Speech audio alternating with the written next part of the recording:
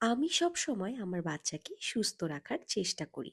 আসেন, বাচ্চাকে সুস্থ রাখার একটা গোপন রহস্য ভেদ করি। যখন বাচ্চাদের শরীরের পুষ্টির চাহিদা পূরণ না করা হয়, তখন বাচ্চাদের ইমিউনি সিস্টেম দুর্বল হয়ে পড়ে।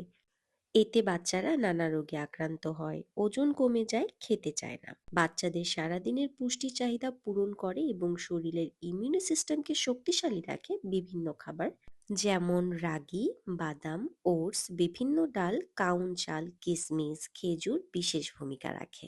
কিন্তু এগুলো আলাদা আলাদা করে জোগাড় করাটা অনেক ঝামেলার। কিন্তু আপনারা কি জানেন, পুষ্টিমার্টের হোমমেড প্রিমিয়াম সিরিয়ালে এই সবগুলো পাচ্ছেন একসাথে। এগুলো কিন্তু গরম পানি দিয়ে ধুয়ে শুকিয়ে রোস্ট করা হয়, তাই পুষ্টিগুণ কিন্তু অক্ষুণ্ণ থাকে।